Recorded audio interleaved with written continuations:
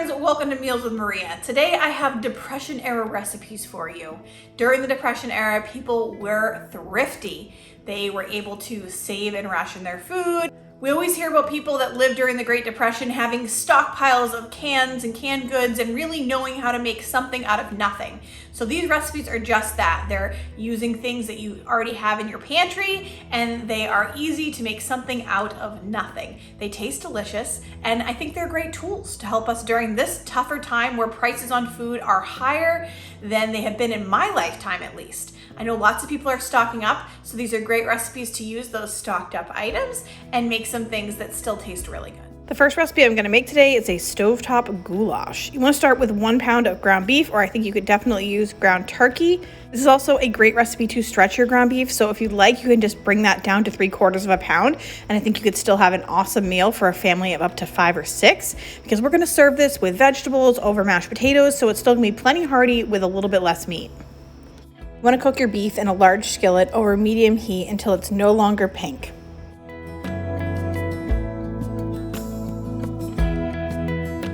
Make sure you're breaking it into crumbles as you cook it, and then drain out any excess fat. I use a little method where I just put a little paper towel in there and it seems to soak up the fat just fine.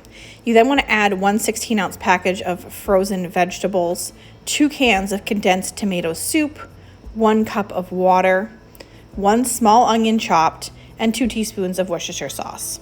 For spices, you want to add 1 teaspoon of garlic salt, 1 teaspoon of chili powder, 1/2 teaspoon of dried oregano, 1/2 teaspoon of paprika, 1/8 teaspoon of ground cinnamon, and 1/8 teaspoon of pepper. You can see this meal is relying heavily on a spice cabinet, and I think that makes sense. It has very low ingredients and a lot of spices to make it taste good.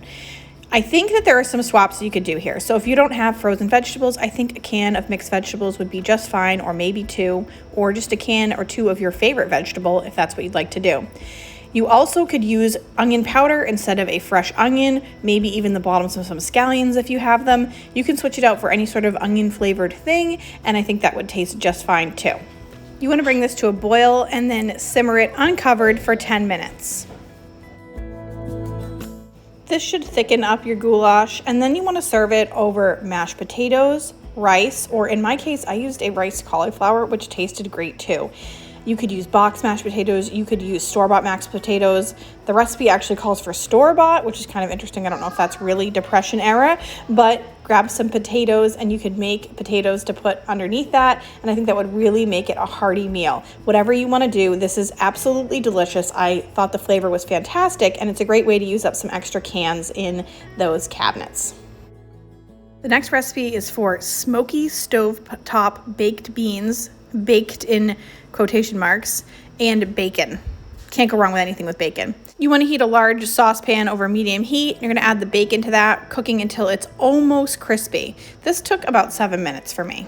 I said the bacon. I think I meant 4 strips of cut up bacon, but you could add, as little or as much as you want or have. As always, I want to talk a little bit about alternatives. If you don't have bacon, I think that sliced deli ham or a ham steak would be a great alternative here, or you could use turkey bacon. That's quite a bit cheaper than a regular bacon these days. While your bacon is cooking, you want to rinse and drain 2 cans of pinto beans, but you could always cook up a whole thing of dried pinto beans, and you're going to have a lot more pinto beans for a lot less money.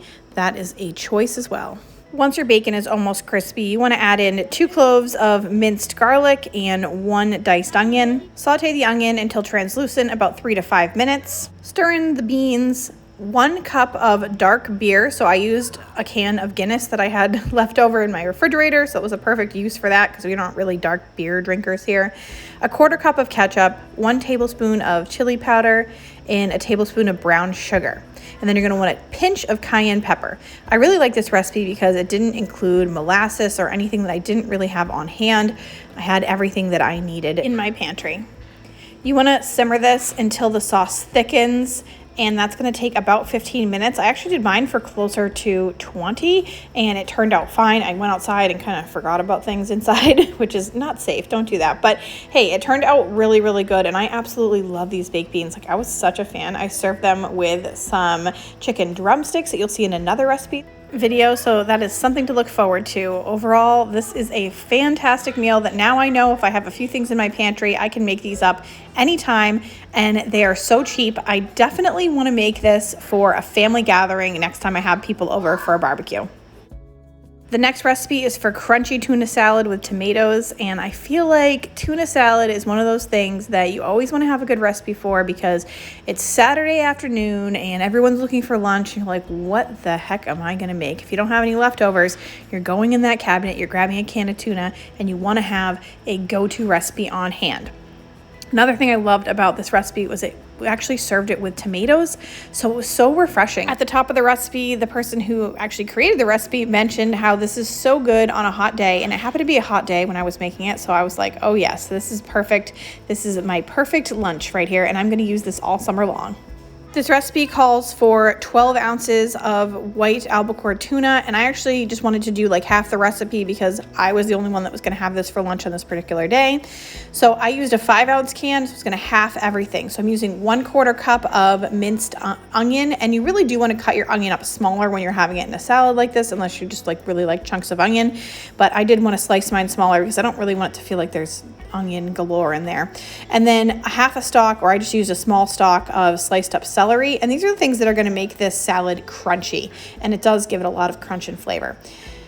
Then I'm just going to add my drained can of tuna. I wish I had chunk white tuna, like that big chunky white tuna, but I just had chunk light tuna, which is a little bit different, and it's not quite as like fresh feeling, but it still tasted really good. It's important to use what you have.